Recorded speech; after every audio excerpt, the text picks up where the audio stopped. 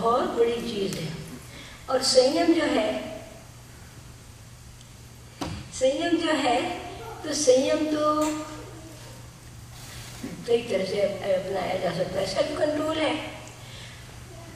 Self control के बगैर इच्छाओं का निदान नहीं किया जा सकता। इच्छाएं उठती हैं मन में, बहुत स्वाभाविक है, और इन इच्छाओं पर कंट्रोल करना ही पुरुषार्थ है। क्योंकि इच्छाएं उठी तो जानवर क्या करता है, वो छूटा हुआ घूमता है, अगर तो वो निकलता है और अपनी जो इच्छा होती है उसकी पूर्ति करता है। भूख लगी तो भूख है, प्यास लगी तो प्यास है, जो भी उसको करना है वो करता है। अगर वो खूंटे से बांध दिया गया, ज्यादातर अपन खूंटे से बांध देते हैं जानवर को, फिर क्या करता है, भूखा है तो भूखा खड़ा, तुम डालोगे तो खा लेगा, नहीं तो बेचारा घूम फिर के कुछ खा लेता। बांध दिया है तो भूखा है तो भूखा है, प्यासा है तो प्यासा है। अगर उसने रमाया भी 2-4 बार कि मेरे को कुछ दे दो, तो आपने सुना तो सुना, नहीं तो जानवर है रमा, उसकी ओर अपन ध्यान नहीं देते तो इच्छाएं तो उसकी भी उठती है। दूसरे साथी को देखता है वो चर रहा है और मैं भूखा बंधा हूँ, तो उसके मन में और वेदना होती है कि मैं भी चला जाता उधर जाके चर लेता। मोहल्लों में, शहरों में क्या होता है, गाय को धो लिया, धोने के बाद में उसको छोड़ दिया, वो गली गली में घूमती रही। आपके यहाँ सब्जी का कुछ छिलके निकले, फल के छिलके निकले, वो खा लिया, थोड़ा और गई तो थोड़ा और खा लिया, नहीं बना तो कागज आज पत्ते कुछ सूखे मिल गए वो खा लिया, वो भी नहीं मिला तो किसी प्लास्टिक की पन्नी में कुछ खुशबू आ गई अन्न की सी, उसी को खाने लगी। अब वो चबाती जाती है, उसको रस तो कुछ मिलता नहीं, वो चबती भी नहीं है, जितनी भी हुई उसने गले में खींच के डाल दी, फिर वो निकाल करके उसका पागर करेगी। और जब पागर करेगी तो वो फिर वो चबेगी नहीं, फिर उसको खा जाएगी, वो कहीं आंखों में जाके फंस जाएगी, पेट फूलता जाएगा, भरेगा नहीं, कुछ दिनों में मर जाएगी। तो मालिक को ये समझ में नहीं आता, ओन करना तो जानता है वो जानवर ये मेरा है, क्यों, पोजीशन की प्रवृत्ति है। जो कुछ मैंने पैसा देके खरीद लिया है, जियो वो मेरा है। मेरा होने के बाद में उसकी जो प्रोडक्ट निकल रही है वो भी मेरी है। उसने बेचारी ने किस तरह से गर्भ धारण करके दिन पूरे करके भूखे प्यासे जैसे भी यहाँ वहाँ से कुछ खा करके बच्चा पैदा कर दिया, बछड़ा बचिया, तो वो भी आपके पास होगी, उसके भी मुंह से दूध बचा करके दो लोगे, है कि नहीं? और उसके लिए दूध 2-3 सेट छोड़ोगे, 2-3 सेट में उस बच्चे का क्या पेट भरता है? कम से कम 1 थन छोड़ो, शुरू में उसके लिए 2 थन छोड़ो, शुरू में, बाद में फिर 1 थन छोड़ो उसको, तो भी उसको कुछ अधिकार मिलता है, पेट भरने का कुछ मिलता है। वरना तो जैसी स्थिति दिखती है, दूध वाले भैंस गाय लेके जाते हैं जैनियों के यहाँ, खास करके जैन लोग बहुत शौकीन होते हैं सामने दूध धुआ करके पीने के, उनके यहाँ लेकर के जाएंगे तो बच्चे के मुंह में ऐसा मुकासा बांध देंगे कि दूध को थन को मुंह न लगा सके, पी न सके। वो लेके आएंगे, उसको सुखाएंगे, पाना छोड़ा, दूध दुहा, फिर जो बचा हुआ तो पिलाया नहीं, तो वो बच्चा धीरे धीरे अगर पड़ा हुआ, मेल हुआ तो मर सकता है, फीमेल हुआ तो बच जाता है, उसको बचा लेते हैं थोड़ा बहुत दूध दे करके, थोड़ा आटा खिला करके। तो सब्स्टिट्यूट, वो दूध का सब्स्टिट्यूट कुछ नहीं बन सकता, माँ का जो दूध है उसका सब्स्टिट्यूट कुछ नहीं बन सकता। तो जानवर तो बेचारा जब बंध जाता है,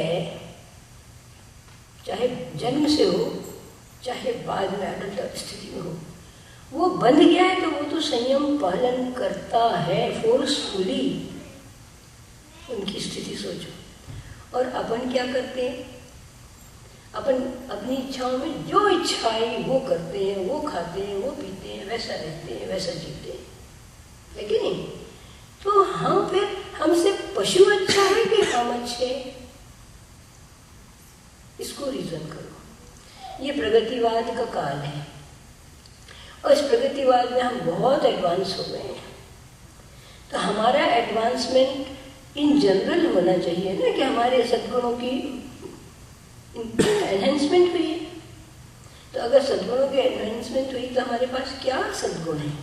अपने गुणों को देखो पहले। तो हमारे पास विवेक है, हमारे पास सेल्फ कंट्रोल है, हम चाहे तो कर सकते हैं। अब अगर कहीं छिड़ गए, या मान लो हम कब सुना रहे थे वो ज्वार का और मक्के का आटा, लाल ज्वार की रोटी खाते थे, मक्के की, कल सुना रहे थे कि आज सुबह सुना रहे थे? कल सुना रहे थे।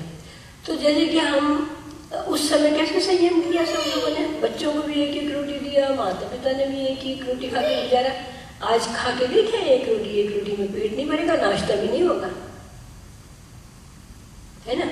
तो तब जब फोर्स किया जाता है तब तो संयम आ जाता है। फोर्स किया जाता है, मान लो आप ट्रैवल कर रहे हो और आपने नियम ले रखा है कि आप बाहर नहीं खाओगे,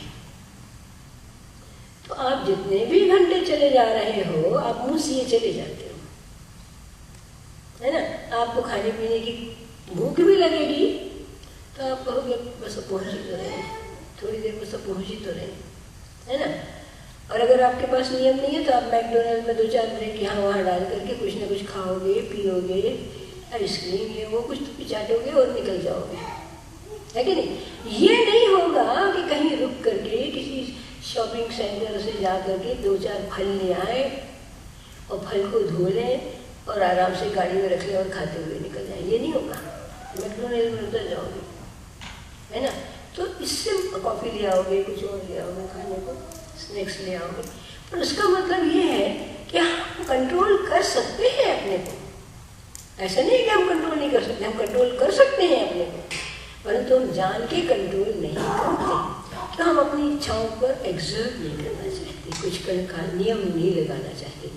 पर जैन धर्म कहता है कि ये मार्ग बगैर सेल्फ कंट्रोल के है ही नहीं। आप अपने पंचेंद्रिय के नीड्स को या विषयों को अगर सेल्फ कंट्रोल नहीं करते हो तो आप इस संसार में शैतान बनकर उन जानवरों से ज्यादा बदतर हो सकते हो।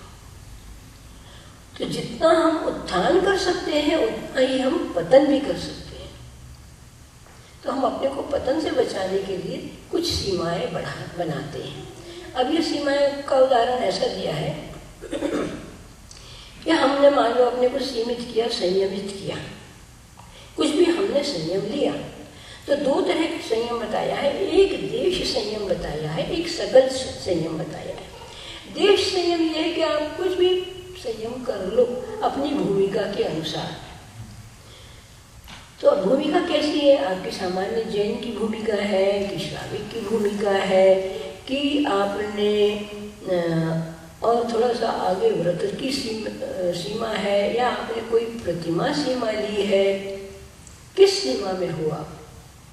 जिस सीमा में हो आप उस सीमा के अनुसार आपको आचरण करना है ना। आचरण आप कहोगे हम तो कर लेते हैं आचरण, ऐसा नहीं है।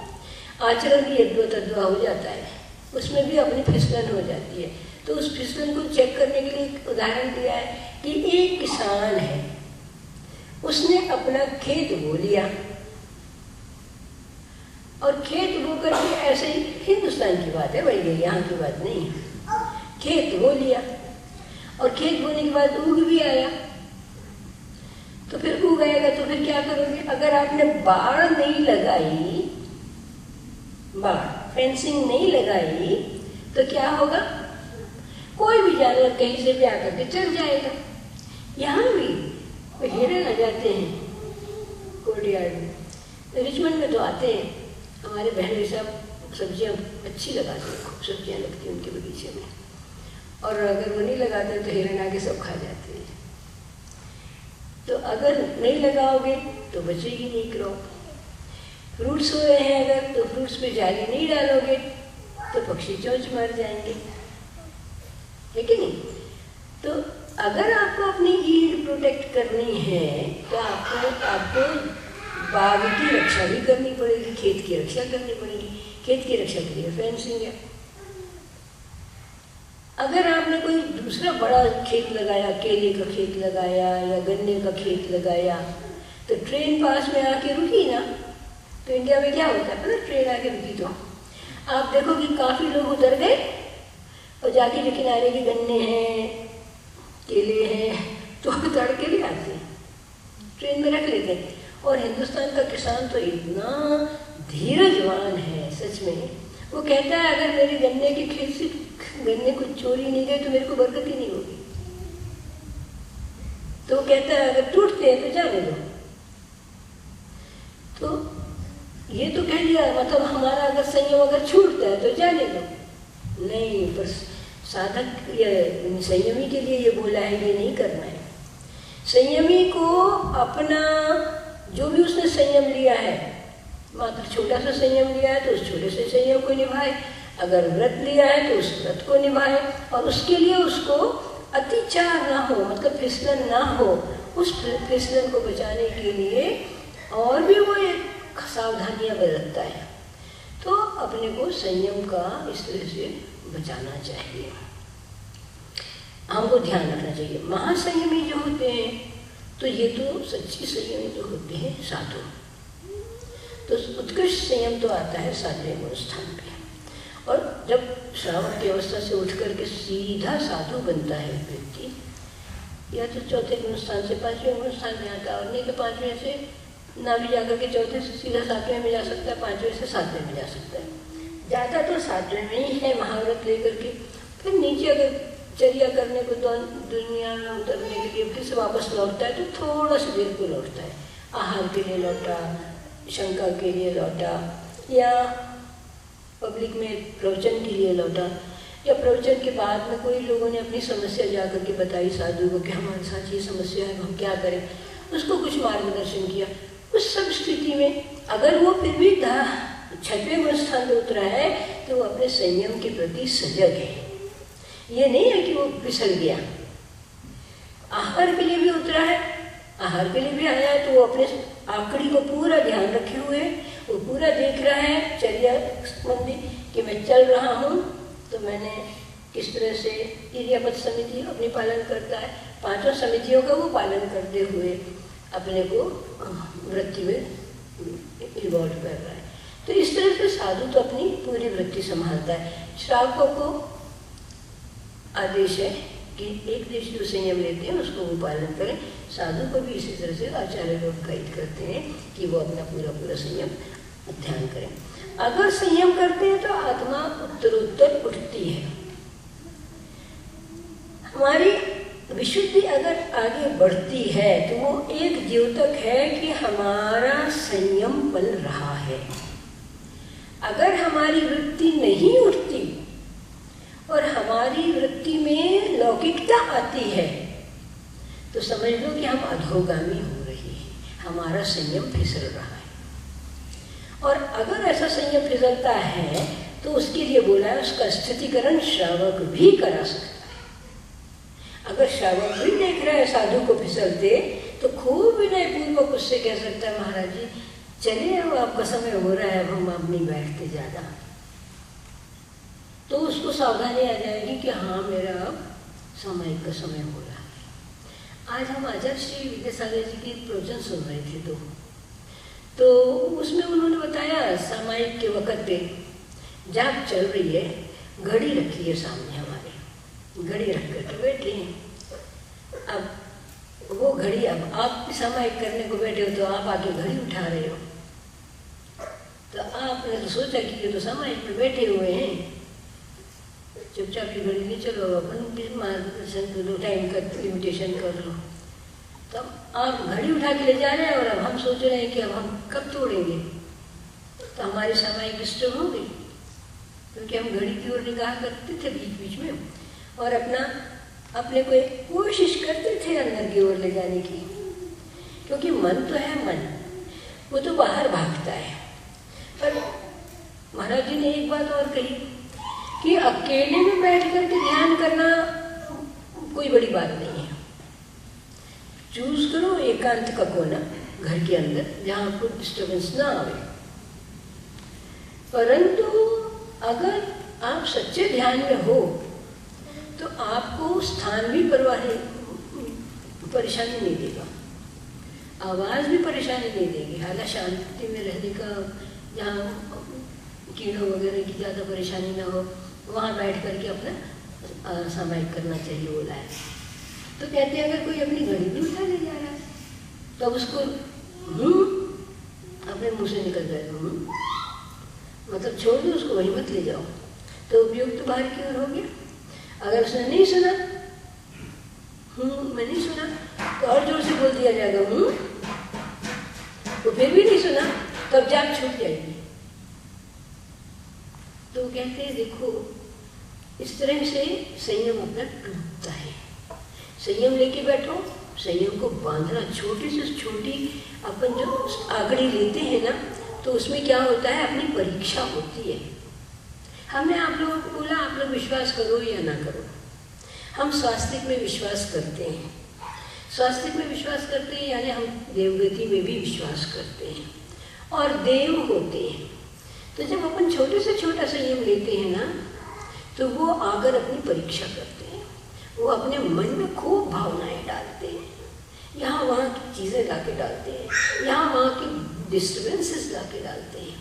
और अगर अपन उसमें हिल गए तो वो कहते हैं बेवकूफ़ है, चलो जी अपन आगे ही चलते हैं, क्योंकि उनको तो श्रद्धा नहीं हुई फिर आपने।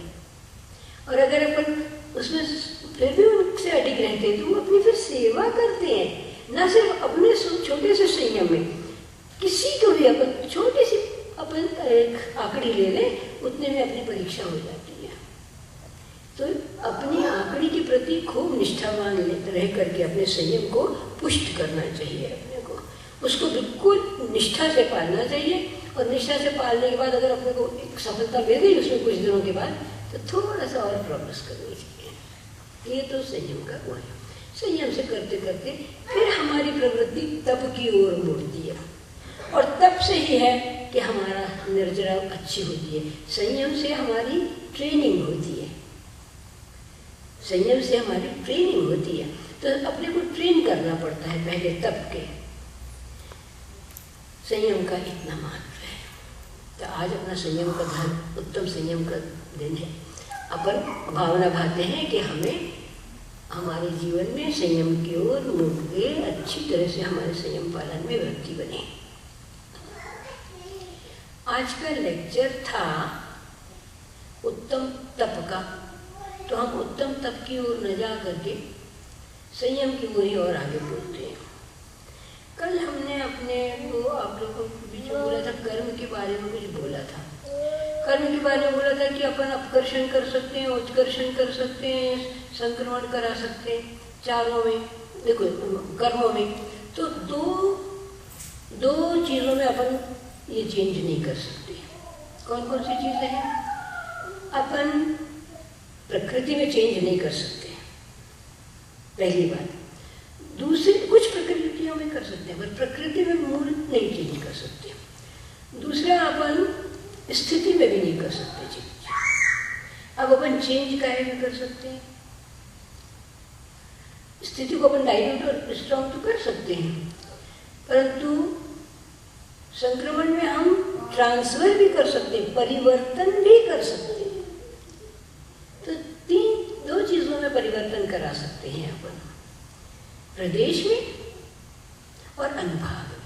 तो अनुभाग में कितनी इंटेंसिटी से वो हमको इफेक्ट दे रहा है। तो कल हमको रश्मि जी एक कहानी सुना रही थी कार में कि एक साधु जी ने उनके अवध ज्ञान में जाना कि दो व्यक्ति थे, तो दो बच्चों को उसने देखा तो बोला कि एक बच्चे को तो फांसी लगेगी और दूसरे को क्या कहा था कि उसको पैसा मिलेगा, राज्य मिलेगा।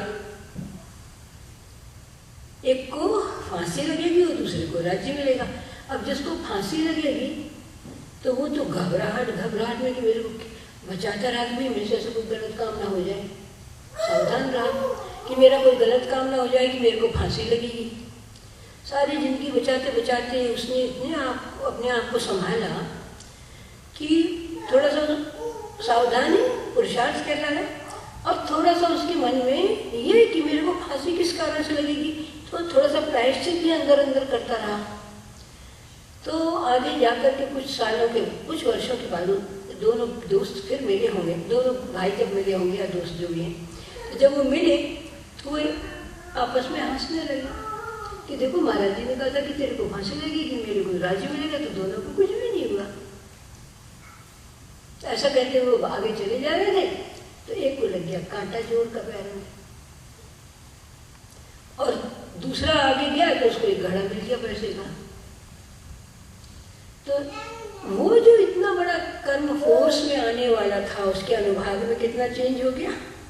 फांसी की जगह उसके पैर में चोट आ गई, और दूसरे को जो राज्य मिलना था वो राज्य की जगह हंडा मिल गया धन का।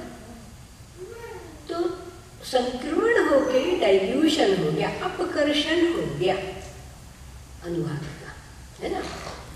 ऐसे क्या होता है, दर्शनावरण की जो प्रकृति है, अगर उसको हमने छेदा तो दर्शनावरण के साथ साथ हमको तत्काल क्या होगा, सम्यक दर्शन के साथ हमको तत्काल क्या होगा, सम्यक ज्ञान, है ना। तो हमको अगर दर्शनावरण हटा तो हमारा ऑटोमेटिक ज्ञानावरण भी हटेगा, हटेगा कि नहीं, क्योंकि दर्शनावरण हटा तो हमको दर्शन हुआ, और जिस एक्सटेंट तक का दर्शन हुआ उस एक्सटेंट तक का ज्ञान हो जाएगा। तो दर्शनावरण की प्रकृति ने अपना फोर्स किस पे डाला, ज्ञानावरण पे भी डाल दिया। अच्छा, वेदनीय का तो अभी हमने आपको बता ही दिया उदाहरण, वो वेदनीय प्रकृति थी, एक को वेदनी थी, एक साता वेदनी थी, एक को असाता वेदनी थी। तो साता वेदनी असाता वेदनी का हो गया। आयु नहीं चेंज होती, परंतु नामकरण चेंज होते। अब देखो तीर्थंकर प्रकृति नामकरण भी थोड़ी चेंज होती है। हमने अपने नोट्स देखे तो तीर्थंकर प्रकृति नामकरण भी चेंज होता है।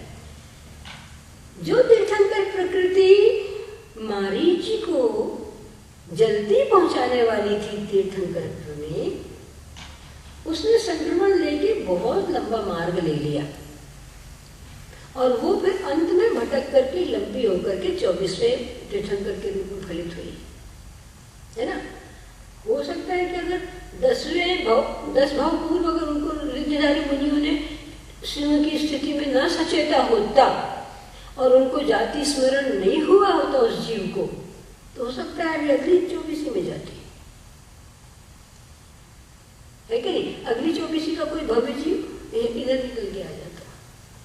तो ऐसा है, प्रकृतियां चेंज हो सकती हैं, और अपनी प्रकृतियां चेंज होकर के उनकी इंटेंसिटी भी चेंज हो सकती है। तो थोड़ा सा इस चीज को भी और गौर कर लेना, है ना। अब मैं आप लोगों को थोड़ा सा हमारे बारे में बताते हैं।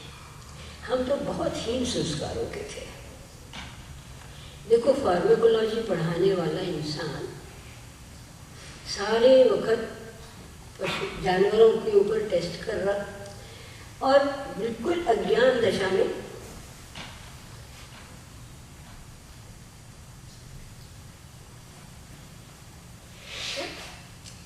जानवरों को दुख पहुंचा रहा। कैसा दुख पहुंचा रहा? ऐसा दुख पहुंचा रहा कि सीधा उनके जीवन को ले रहा। छोटा मोटा दुख पहुंचाना तो कोई बात नहीं, थोड़ा अपन ने किसी को इरिटेट कर दिया, थोड़ा सा यहाँ से डिस्प्लेस करके दूसरी जगह रख दिया, थोड़ा सा ताड़ना दे दी, मार दिया, धक्का दे दिया, दुख दे दिया, कोई बड़ी बात नहीं। किसी की प्राण की हिंसा करना सबसे बड़ा पाप है, सबसे बड़ा पाप है। और हमको तो वो ही करना पड़ता था फार्माकोलॉजी में। तो जब हम करते करते अधम पापी हो गए, हमें इतना क्रूरता आ गई कि हमें मिनट नहीं लगता था जानवरों को मारने में, और फटाफट ऑपरेशन करके अपना फिट करके एनिमल को, लड़कों को बुला के ड्रग एक्शन शुरू करा देते थे। तब तक हमारी ना तो श्रद्धा थी साधुओं की, ना हम जानते थे कि धर्म क्या चीज है। शाकाहारी घर थे, तो शाकाहारी अकेला होना इनफ नहीं है। चरित्र भी वैसा होना चाहिए। तुमने बहुत से हैं शाकाहारी वर्ल्ड में, अभी पूछ रही थी रश्मि जी, संसार में कितने शाकाहारी होंगे? नगण्य, नगण्य। हरकतें कैसी कर रहे होंगे शाकाहारी भी होकर के? इम्पॉसिबल। ऐसी हरकतें कर रहे होंगे जो कि अपन सोच भी नहीं सकते। शाकाहारी अकेले होना, आहार अकेले होना, ये जरूर अपन कहते हैं कि जैसा खाओ अन्न वैसा हो मन। तो शाकाहार खा करके भी हमारे अंदर दयालुता क्यों नहीं थी? शुरू में दयालुता थी। जब हम फर्स्ट डे सर्जरी में इंदौर मेडिकल कॉलेज में जाकर हमने एक ऑन्कोलॉजी का एक्सपेरिमेंट करने से पहले ऑपरेशन देखा, तो किसी की क्रेडल, हार्ट क्रेडल बन करके उसकी सर्जरी होती, शायद ट्रांसप्लांट था हार्ट का। तो मैंने जब उसका वो हार्ट बीट देखा, लंग्स को एक्सपांड करते और सिकुड़ते देखा, और वो तो आर्टिफिशियल रेस्पिरेशन में मेंटेन था, और जिस समय उसका वो ब्लड देखा मैंने ना, मैं चक्कर खा के गिर गई। तो मेरे साथ एक पारसी लड़की थी, तो वो बोली उठ, ऐसा देखी तो तूने कर लिए सारे ऑपरेशन, तूने कर लिए टेस्ट एक्सपेरिमेंट्स के। तो मैंने कहा भैया मैं नहीं लिख सकती इस सीन को। खैर वो जो सीन देख करके हम आफ्टरनून में लौटे अपने लैब में, तो कुत्ते का वही सीन मेरे को कुत्ते का दिखा। परंतु देखो उस सीन के बैकग्राउंड में ये सीन मेरे को रेजिस्टेंस दे गया, और उसके बाद धीरे धीरे मेरे अंदर resistance further and further develop होती गई, और मेरे को कोई हिच नहीं रही किसी भी तरह का डिसेक्शन करने की। जब आचार्य श्री से मिले और आचार्य श्री को सब बताया, तो आचार्य श्री के मन में करुणा तो ये तो लगा जरूर कि ये एक जैन कुल की लड़की, एक जीव, जैन कुल का जीव कहाँ भटक गया। और उन्होंने उनसे जब मैंने बोला कि महाराज जी मैं जैन तो हूँ जन्म से, कर्म से मैं जैन नहीं हूँ, मैं स्नातिका हूँ साइंस की, और मैं बहुत प्राणियों को किल करती हूँ एक्सपेरिमेंट्स के लिए, और मैं मंदिर मात्र 3 दिन जाती हूँ,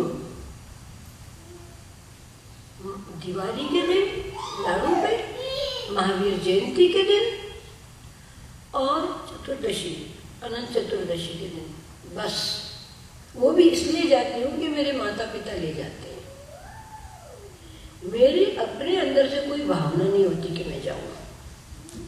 हालांकि मेरे को आस्था है नमोकार मंत्र पे, और मेरे को उसका फल मिलता है। एग्जाम्स में मेरे को उसका फल मिलता था, तो मैं बोली उसकी आस्था है मेरे को, पर ना तो ये पंडितों की बातें मेरे को समझ में आती, न जैन धर्म की ग्रंथों की बात मुझे समझ में आती। फिर मैं क्या करूं? अगर आप मुझे जैन धर्म का मर्म समझा दो तो मैं जैन बन जाऊं। शायद महाराज जी को ये बात बहुत गहरे लगी, और महाराज जी ने मुझे फिर जैन धर्म का मर्म समझाना शुरू किया। तो जब वो मेरे को अपने पास बैठ कर समझाते थे, तो मेरे अंदर एक आत्मज्ञानी होती थी कि देखो मैं 45 की एज में मिली आचार्य श्री को, और आचार्य श्री मेरे से 10 साल 1 माह 1 दिन छोटे हैं। तो मैं आचार्य श्री के पास जब बैठती थी, तो जब मेरे को समझाते थे ना, तो मेरे को आत्मज्ञानी हुई कि देखो मैंने अपनी जिंदगी को कितना समय खो दिया और कैसा नष्ट कर दिया। अब ये जो पहाड़ मेरे ऊपर चढ़ गया पाप का, इस पाप को कैसे दूर करूंगी, इस पाप को कैसे दूर करूंगी? तो मेरे को समझ में नहीं आता था। तो मैंने महाराज से बोला, महाराज जी ये जितने पाप किए ये वॉश नहीं हो सकते क्या? मान लो हम फिर से ABC क्लीन करके शुरू करते हैं। तो महाराज जी बोले, देखो तुमने जो पाप किए हैं वो तो तुम्हारे ऊपर लग गए, अब तुम इनका संक्रमण कर सकती हो, डाइल्यूशन कर सकती हो प्रायश्चित द्वारा। तो एक तो उन्होंने बताया कि प्रायश्चित करके तुम इनका डाइल्यूशन कर सकती हो, दूसरा है तप के द्वारा इनकी निर्जरा कर सकती हो। 2 तरीके बतलाए। तप के कारण उन्होंने क्या हुआ, जब मेरे को खूब ज्ञान दे दिया, तो 3 बार, पहली बार उन्होंने मेरे बोला कि अब हो गया ज्ञान, आगे बढ़ो। तो जब उन्होंने कहा आगे बढ़ो, तो मैं आगे नहीं, मैं समझ गई पर मैं बढ़ी नहीं आगे, चुप बैठी रही। महाराज जी बेचारे सोचे होंगे कितनी ना समझ है इस जीव को, मैं बोल रहा हूँ कि आगे बढ़ो, नियम लो, संयम लो, कुछ तो भी नहीं आगे बढ़ रहा। उस बार तो मैं चुप करके टाइम निकाल के चली गई। 15 दिन बाद फिर पहुंची, आज रोज पहुंचती थी। 15 दिन बाद फिर महाराज जी ने बोला अब हो गया ज्ञान बहुत, आगे बढ़ो। फिर मैंने सोचा कि ये क्यों मेरे को ऐसा बार बार बोल रहे हैं, मतलब ये आरिका बनने को मेरे को बोल रहे हैं। मेरे को समझ में आ गई, मतलब संसार छोड़ो, इस पथ पे आओ। फिर थोड़े दिन के बाद तीसरी बार उन्होंने बोला। जब उन्होंने तीसरी बार मेरे को बोला, देखो अभागा जीव, बड़ा कठिन संयम लेना। तो तीसरी बार जब उन्होंने बोला तो मैं खूब रो पड़ी, और जब रोई तो हिचकियां बंद गई। और मैंने उनसे कहा कि अब बोला तो बोला, अब कभी मत बोलना, जिस दिन मेरे को आना होगा मैं आ जाऊंगी। आप मुझे बोलते हो, मैं नहीं आती, मैं अपनी निगाह से गिरती हूँ। क्यों? मैंने आपको गुरु माना है, आप मेरे गुरु हो, आप मुझे आदेश देते हो, मैं आपको ना कर देती हूँ, अनसुना करती हूँ, मैं अपनी निगाह से, अपने अथवा से गिरती हूँ। जिस दिन मेरे अंदर ये दृढ़ता आएगी, मैं उस दिन अपने आपके पास आ जाऊंगी और मैं आपको आगे कहूंगी कि गुरु मेरे को अपने शरण में लो, मुझे अर्घा मत दो, और उस दिन से फिर मेरा कल्याण करना। आचार्य श्री एकदम सहम गए, बस उन्होंने इतना किया, एकदम उनके चेहरे में करुणा उपजी और उन्होंने ऐसा करके मेरे को सांत्वना दे दी। फिर उनको ऐसा लगा कि उनको चुप हो जाए। अच्छा, आज तक मौका नहीं आया कि आचार्य श्री मुझको बोले कि तू आगे बढ़। 2000 में मैं उनके चरणों में गई, मैंने उनसे कहा मुझे सर लिखना दो, मुझे सर लिखना दो, परंतु उन्होंने सर लिखने से इनकार कर दिया। जब उन्होंने मेरे को सर लिखना से इनकार कर दिया तो मैंने कहा कि अब मैं अपात्र हो गई, क्योंकि जब ये मेरे को कह रहे थे तब मैं आगे नहीं बढ़ी। माँ का कहना बच्चा नहीं माने तो माँ कहाँ तक बोलेगी उसको? 1 बार बोलेगी, 2 बार बोलेगी, उसके बाद भी तेरी करनी, तेरे भाग्य जैसा है तू जा। जब मेरे से निराश हो गए महाराज जी, तो महाराज जी ने दूसरी लड़कियों को आर्य का पद दिया। नगर में उन्होंने 11 लड़कियों को दीक्षा दी, परंतु फिर आज तक भी मेरे को ना तो सर लेखना में सपोर्ट किया, हाँ कहा, फिर मेरी सर लेखना तो सवाल ही नहीं, सब मैंने खबर कर दिया। और आज तक महाराज जी नहीं बोलते। आज मैंने जब प्रवचन सुना तो कह रहे थे कि इस संसार में खेत में तो मूंग बोई जाती है, खेत में मूंग बोता है तो कई तरह के मूंग के दाने निकलते हैं क्रॉप में। कुछ दाने ऐसे होते हैं जो न पानी में भीगते हैं, न फूलते हैं, न जन्म अंकुरित होते हैं, न पकते हैं। Have you observed it? ठुर्रा मूंग, उन्होंने उदाहरण दिया कि ठुर्रा मूंग होती है और वो ठुर्रा मूंग ना तो भीगती है, उगी तो उसी झाड़ से है जिस झाड़ से दूसरी मूंग उगी है, पर वो ना तो उगती है, ना तो वो भीगती है, ना वो फूलती है, ना वो पकती है और ना वो उगती है। तो किस काम की ऐसी ठुर्रा मूंग? वो पेट भी नहीं भर सकती किसी का, क्योंकि जब तक पकेगी नहीं तो किसी के पेट में कैसे जाएगी? वो जानवर को खाने को डाल दो, इट्स ए फॉर्डर। तो जब आप मूंग फूलने डालते हो तो 2-4 दाने नीचे बैठ जाते हैं, तो उनको आप यूज तो करते नहीं हो, तो बेकार दाने, ना खेत के ना किसी काम के। तो बोले कि देखो सिद्धांत जो है कि जैसा बोओगे वैसा काटोगे, ये जो सिद्धांत है, अब इसमें मैं चेंज करता हूं। जैसा बोओगे वैसा उगेगा। उन्होंने आज जो प्रवचन मैंने सुना बोले, जैसा बोओगे वैसा उगेगा। कांटा बोओगे तो कांटा उगेगा, तुमको कांटा लगेगा। फल बोओगे तो तुम्हें फल मिलेगा। परंतु जो तुम ये बो रहे हो, तुमको ये जो मिल रहा है, इसमें जो फल आके बैठा है, फूल तथा फूला है, फूल में जो जीव आके फल के रूप में बैठा, उसने अपनी भूमिका के अनुसार अपना राह चुना है। जो निगोदिया जीव अनंत काल से सिर्फ निगोदिया बन के बैठे हैं, वो क्यों नहीं उठ रहे? क्योंकि जीव 3 प्रकार के हैं। अपन कहते हैं कुछ भव्य हैं, कुछ अभव्य हैं, पर एक तीसरी और गिनती है भव्या भव्य की। जो भव्य भी है पर अभव्य है, वो लगते भव्य हैं पर है अभव्य, भव्या भव्य। उनका भी तारना कुछ नहीं होने वाला। क्यों नहीं होने वाला? क्योंकि वो सुनते तो है, बड़े अच्छी तरह से समझते हैं, परंतु ग्रहण कुछ भी नहीं करते। तो इसका मतलब ये है अंदर से भीगते ही नहीं है। मेरे जैसे मैं मन में सोच रही थी, महाराज जी हम जैसों को ध्यान करके बोल रहे हैं भीड़ में, ये देखो कुछ तो भव्य है, तो वो निकट भव्य भी हो सकते हैं, दूर भव्य भी हो सकते हैं, पर है तो भव्य। जागृति तो हो जाएगी, अपनी आत्मा का कल्याण का तो सोचेंगे। कुछ होते हैं जो अभव्य है, तो उनका कभी होने ही नहीं है उपकार उनकी जिंदगी में, वो तो अपने आत्मा पर ध्यान ही नहीं देने वाले हैं, वो घूम घाम करके चले जाएंगे। पर जो ये भव्या भव्य है, बुद्धू बनाते हैं भव्य जैसे होने का, पर है अभव्य। इन जीवों के प्रति कहते बहुत करुणा आती है। इनका क्या होगा? भव्य भी है, अपन भी सर्वानंद स्थिति तक जा करके लौट के आए हैं। अगर हम स्वास्थ्य की 4 गतियों में विश्वास करते हैं तो हमें ये सब मानना चाहिए। हम शून्यवादी नहीं हैं कि हम यहाँ जीवन में आए हैं, खाओ पियो मौज करो और चले जाओ, ऐसा तो हमारा जीवन है नहीं।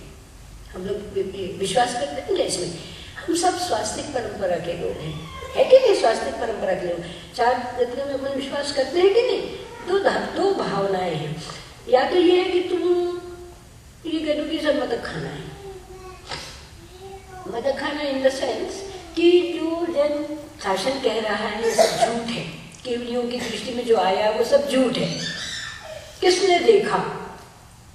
तप भी कर रहे हैं, उन्होंने बताया इस चीज का कि बहुत से साधु हैं, बहुत काल बीत गया बेचारों को तप करते करते, वृद्ध होने आ गए, पर कभी कभी धीरज टूटता है, तप में भी धीरज टूटता है, और गुरु के पास आकर के निवेदन करते हैं कि महाराज जी इतने दिन तो हो गए तप करते हुए, कुछ भी तो उन्नति नहीं दिख रही हमें अपने में।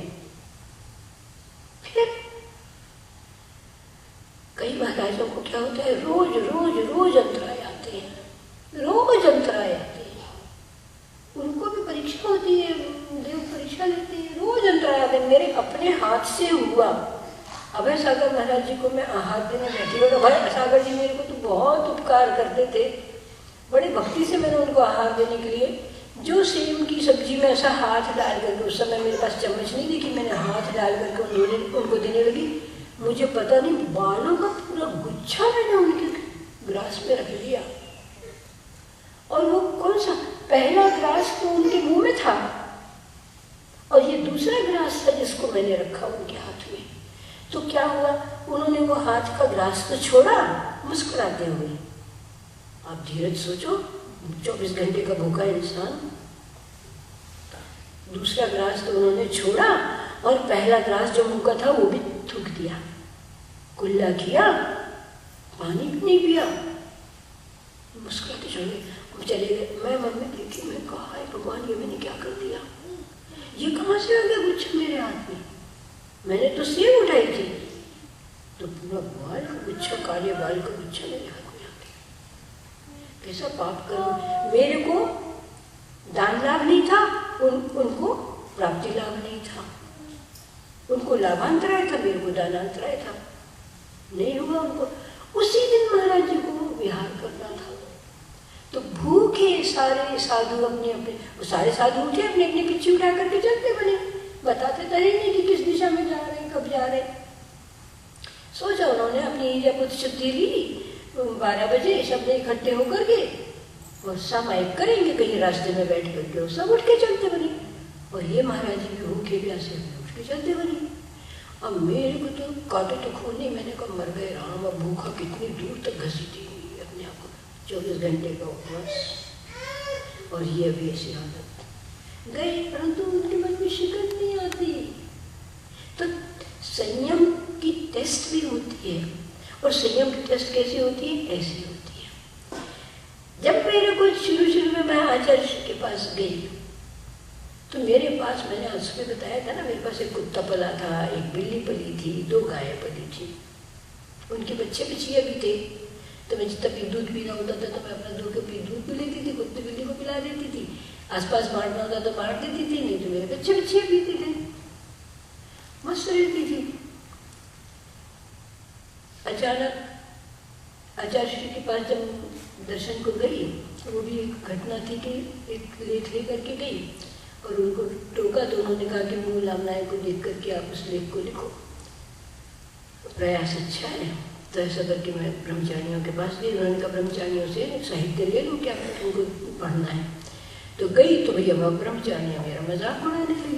उनको लगा इतनी 45 साल की बुढ़िया, मतलब अधेड़ और स्कूल को तो क्या हमारा परिचय तो था ही नहीं कुछ। तो इतनी बड़ी उम्र की लड़की और इसको यही नहीं पता कि जैन धर्म में कौन सी किताबें हैं। आप लोगों से पूछो तो आप लोग बता दोगे कि जैन धर्म में कौन सी किताबें हैं। पूजा की किताबें बता दोगे, कुछ ना कुछ 1-2 नाम बता दोगे, मेरे को तो एक भी नाम नहीं पता। और फैशन में सब कुछ। तो वो मुझे बच्चे को के हंसने लगी। तो हम जाके महाराज जी को बोले, हमने कहा महाराज जी ये लड़कियां तो मेरे ऊपर हंसती हैं और ये मेरे को तो कुछ भी साहित्य नहीं बता रही, मैं क्या करूं, मेरे को आप बताओ कौन सी किताब मैं पढूं। तो उन्होंने बताया कि कुछ ग्रंथ उन्होंने मेरे को बताया कि ये पढ़ लेना। अब ग्रंथों की भाषा जब अपने को समझ में आए तब तो अपन पढ़ें। अपने को हैंडल करने नहीं आता ग्रंथ को कि कैसे पढ़े, वो भाषा क्या है वो भी नहीं समझ में आती। तो पता नहीं, घर आई मैं, रात को सोई और सुबह मेरे को 4 बजे अंधेरे में खूब सुंदर गाना गाता हुआ मिला। अब वो गाना जो था ना, मैंने सुबह बोला था कि मैं लिख के लाऊंगी तो मैं दिखाऊंगी, मैंने याद कर करके लिखा है, बताती हूँ मैं। बड़ा सुंदर सपना आया। महावीर जी का प्रांगण था और महावीर जी के प्रांगण में मान स्तंभ के पास कोई खूब सुंदर वाद्य यंत्र बज रहे थे और कोई बहुत सुंदर स्वर में गा रहा था। तो जो गा रहा था तो आखिरी लाइन बार बार चल रही थी, अच्छे तान से चल रही थी।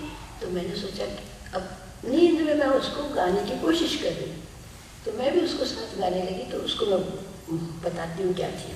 वो लाइन था, ये कर्मणि के पूर्व के लक्षण ही सारे आ रहे, कर्मणि के पूर्व के लक्षण ही सारे आ रहे, कर्मणि के पूर्व के लक्षण ही सारे आ रहे। बस यही लाइन चल रही थी। मेरे को लगा मैं भी इसके साथ गाऊं, स्वर लूं। तो मैंने स्वर लिया तो मेरी नींद टूट गई, और नींद टूटी तो बाजे भी टूट गए और गाना भी खत्म हो गया और अंधेरा था, सन्नाटा था। मैंने छठ अंधेरे में ही बगैर लाइट ऑन किए एक कागज उठाया, पेन उठाया और मैंने ये कर्मणि के पूर्व के लक्षण सारे आ रहे लिख डाला और गाना शुरू कर दिया उसी तर्ज को। फिर मेरे को नींद नहीं आई तो मैंने हाथ मेरे लिखने जब शुरू कर दिए कुछ कविता। तो वो कविता है वो आपको सुना देती हूँ।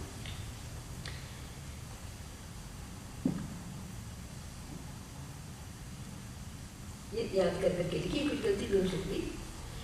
आज अचंबा एक हुआ जब सपने में संगीत तरंग 14 में गुंजायमान थी, भजन सभी थे मधुर मधुर, वाद्य यंत्र सब स्वर व्यंजित थे, मधुर गान था कोमल स्वर, मैं सुनती थी तन्मय होकर, कौतुक था वह किसका स्वर। एक कड़ी थी स्मृति में तब अंतर मन को झुला रही, एक कड़ी थी नहीं रोक सकी न स्वयं लोभ, चाहा मैं भी स्वर ग्रहण करूं, अनचाहे तब निद्रा टूटी, सन्नाटा था राग न स्वर। एक कड़ी थी स्मृति में तब अंतर मन को झुला रही, एक कड़ी थी स्मृति में तब अंतर मन को झुला रही, उठा लेखनी बांधा उसको अर्थ समझने देव कही, बूझी मन ने तभी पहेली आहा ये आभा मंडल, बूझी मन ने तभी पहेली आहा ये आभा मंडल, बिखराता है दिक दिक में यह अपने तब का पुण्य प्रखर, मन पछताया क्यों ये टूटी निद्रा ही थी श्रेयस्कर, मन तन में था शुभ्र उदय था, पाकर वे बोधिक से स्वर, मेरे गुरु जगाए रखना सोते ही न रह जाऊं, मेरे गुरु जगाए रखना सोते ही न रह जाऊं, सो तो सपनों में तेरी काव्य पाठ का रस पाऊं, कैसा तेरा पुण्य महाबल, कैसा तेरा तेज प्रताप, कैसा तेरा पुण्य महाबल, कैसा तेरा तेज प्रताप, तब कंचन सी निर्मल काया हरती भवसागर के ताप। अब जब ये मैंने लिख लिया तो मैं सोची अब मैं महाराज जी को जाके सुनाऊंगी, तो मैं महाराज जी के पास गई और मैंने महाराज जी को सुनाया, महाराज जी आज ऐसा सपना देखा मैंने, महावीर जी का प्रांगण, मान स्तंभ, वहाँ बाजे बजे कोई सुंदर गा रहा भजन, और मेरी इच्छा हुई कि मैं उसको सुनती रहूं, पर नींद टूट गई, तो मैंने ये लिखा।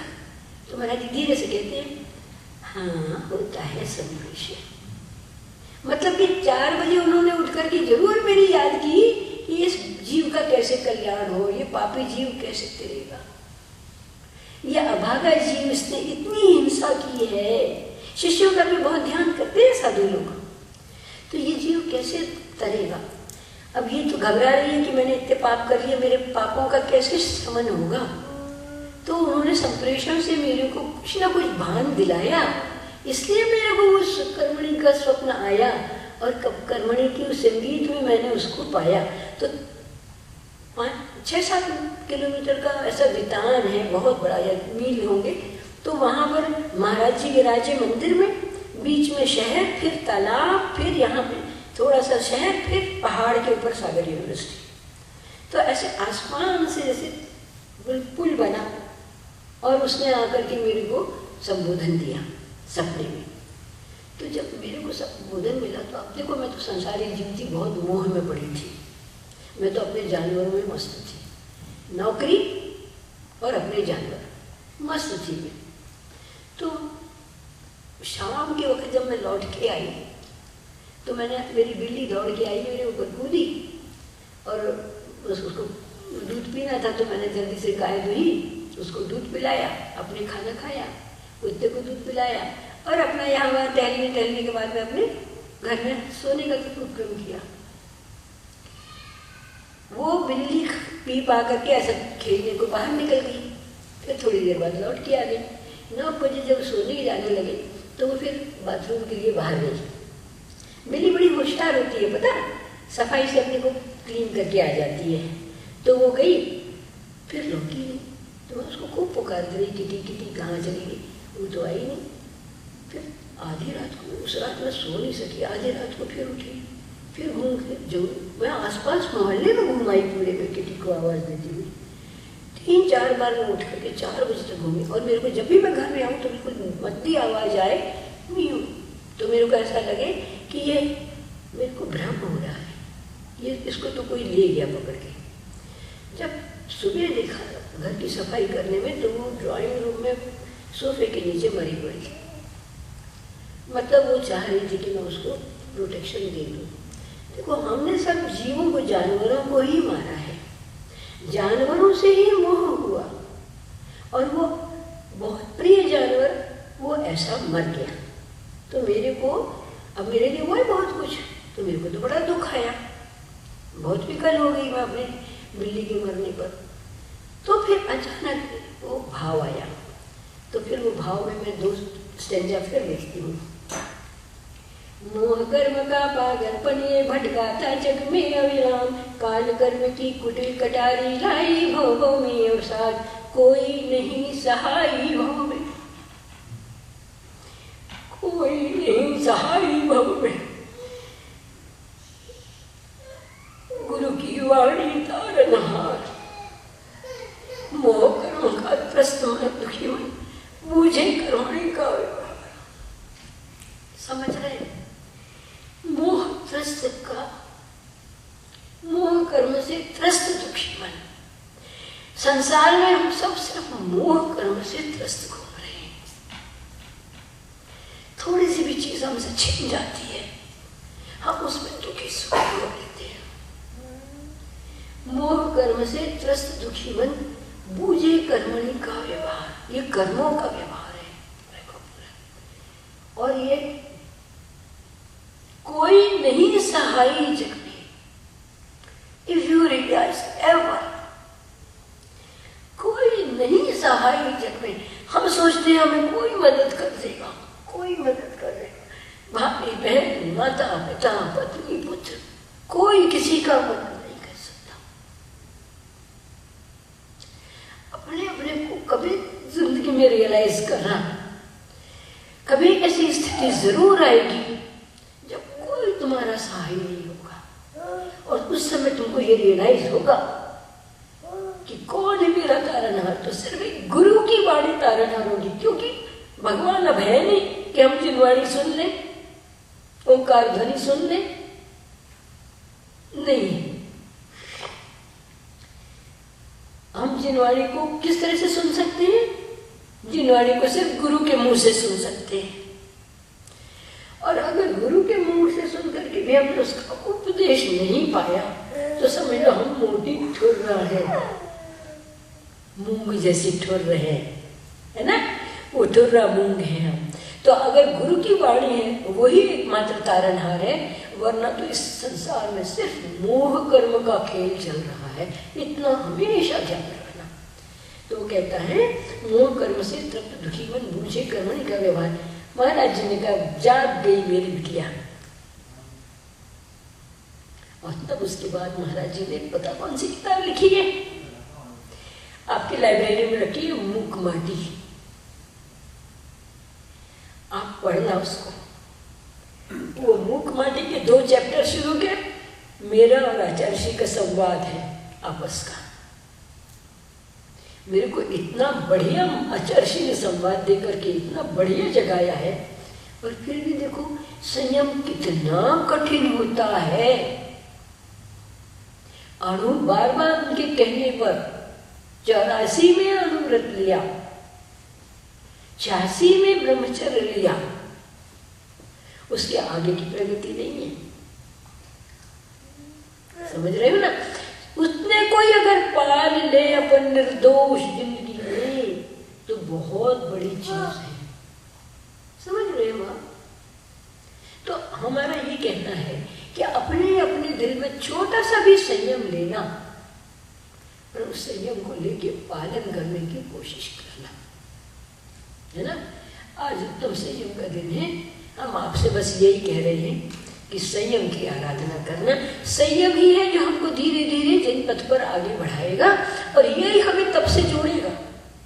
यही संयम निर्जरा कराता हुआ हमें आगे बढ़ा करके तब से जोड़ेगा। निर्जरा के बगैर कोई रास्ता नहीं है हमारे कर्मों को दूर करने वाला। और मोक्ष मार्ग में सिर्फ तप ही एकमात्र मार्ग है, जो अपन कल डिस्कस करेंगे। उत्तम संयम धर्म की जय। आज हम लोगों ने जिनवाणी का एक गाना सुना था, गाओगी? जिनवाणी मोक्ष नसेनी है, जिनवाणी अब जिनवाणी मोक्ष नसेनी है, जिनवाणी जीव क्या है? जीव कर्म के भेद करण को, जीव कर्म के भेद करण को, ये ही पैनी छेनी है, जिनवाणी जिनवाणी मोक्ष नसेनी है, जिनवाणी मोक्ष न सैनी है जिनवाणी, जो जिनवाणी नित आराधे, जो जिनवाणी नित आराधे, वो ही सच्चा जैनी है जिनवाणी, जिनवाणी मोक्ष न सैनी है जिनवाणी, जो जिनवाणी न आराधे, जो जिनवाणी न आराधे, सैनी हो के असैनी है जिनवाणी, जिनवाणी मोक्ष न सैनी है जिनवाणी। अच्छा लगा ये भजन, ये जिनवाणी की स्तुति है। सो उत्तम संयम धर्म की जय, जैन धर्म की जय। और हमारा अब आज जिसको जो भावना भानी है, अपनी भावना भाव, संयम कैसे लो, कैसे करो, आगे कैसे बढ़ो।